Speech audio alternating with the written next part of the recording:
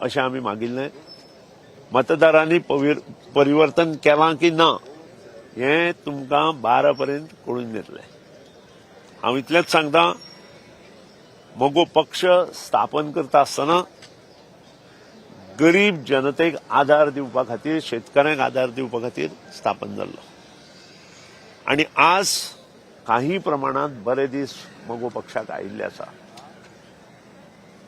ज्यो गोष्टी आमी प्रचार सभेत सांगल्या त्यो सगळ्यो पर्सनली इम्प्लिमेंट करपा खातीर म्हजो प्रयत्न आसतलो. 100% हांव थंपिंग मेजॉरिटीन ह्या फावटी निवडून येतलो.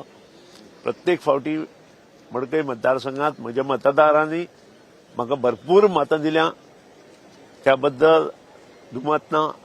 ह्याही फावटी तांचे पर्यंत पावनासतना सबंद कार्यकर्ते, सरपंच, पंच, स्पेशली बाब मितील ढवळीकर आणि ताचे बरोबरचे सगळे यंग जनरेशन मुखार सरून म्हजो प्रचार केला आणि त्या खातीर हायेस्ट मार्जिन परत एकदा म्हाका मेळटलें अशें म्हाका दिसता. हांवें इतलेंच सांगलां की आमी परिवर्तनाची निवडणूक लडिल्ली आसा आणि परिवर्तनाचे जर लोकांनी, मतदारांनी जर परिवर्तन केलां आसत आमकां 9 सीट मेळटले.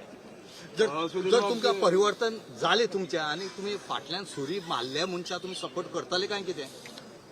नंबर 1 म्हणजे 2-3 फावट अशेंच जालां की फाटल्यान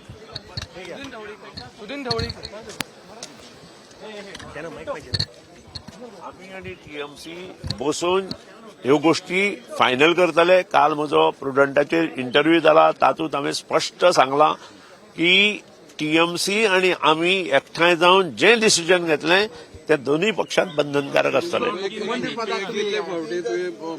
कंटिन्युअसली सांगलां आपूण बीजेपी अगेन्स्ट हे इलेक्शन लढलो म्हणून, पूण हे फावटी तुम्ही बीजेपी मॅन्डेट तर गव्हर्नमेंटाचे आमकां जर सारकें मेळत आसत जाल्यार ह्यो गोष्टी तुमी सांगल्या त्यो इजिली जाता. आनी परिवर्तन करून आमकां जर मॅन्डेट दिलां जाल्यार ह्या प्रश्नच ना. आता जाऊया ना, मला 8 हात वराल. तुमची भूमिका सगळ्यात महत्वाची आहे. सर्व जणांचं लक्ष तुमच्याकडे आहे. काय कुणाची भेट तुमची झाली आहे? काल देवेंद्र फडणवीस पण आलेले होते. मगो पक्ष हा या मातीतला पक्ष आहे. या पक्षाचा कार्यकाळ पहिल्या स्वातंत्र्य झाल्यानंतर 17 वर्षात जे काय काम मगो पक्षानं केलं ते अद्वितीय काम आहे. आणि याचसाठी सगळेजण उत्सुक आहेत की मगो पक्ष यावेळी काय भूमिका घेतो. मला एवढंच सांगायचं आहे की मतदारांचा विश्वास अजून मगो पक्षावर आहे. मगो पक्षानं जे काम केलं ते सर्वश्रुत आहे. मग तो मुणकार कायदा असू दे, टेनन्सी कायदा असू दे किंवा इतर कायदे असू दे, आजच्या सारखी बजबजपुरी त्यावेळी नव्हती. डिसेंट गव्हर्नन्स होतं, ऍडमिनिस्ट्रेशन होतं, फायनान्शियल बॅकिंग प्रत्येककडे होतं. पण आज तसं नाहीये. आणि ते निर्माण करण्यासाठी, नवी सकाळ ह्या गोव्यात उगवण्यासाठी आम्ही प्रयत्न केलाय. भाजपला सपोर्ट करणार का? मी आताच तुम्हाला हे सांगू शकत नाही. टीएमसी आणि मी स्वतः, टीएमसीचे अभिषेक बॅनर्जी गोव्यात आलेत, त्याशिवाय त्यांचे प्रशांत किशोर इथं आलेत. त्यानंतर आपण संध्याकाळी बसू आणि त्यानंतर आपण तुम्हाला याचं पत्ता देऊ. काही चर्चा झाली? देवेंद्र फडणवीस मला भेटले, बाकीचे सगळे लीडर जे आहेत बाकीच्या पक्षाचे ते पण मला भेटले. पण शेवट आम्ही जे काय ठरवणार ते टीएमसी आणि मगो पक्ष आणि सुदीन ढवळीकर पक्ष असं म्हणतायत की मगोचा अनुभव दांडगा आहे, त्यांना सगळ्यांचा अनुभव आलेला आहे, त्यामुळे तेच ठरवतील. गेली 25 वर्ष मी राजकारणात आमदार म्हणून आहे.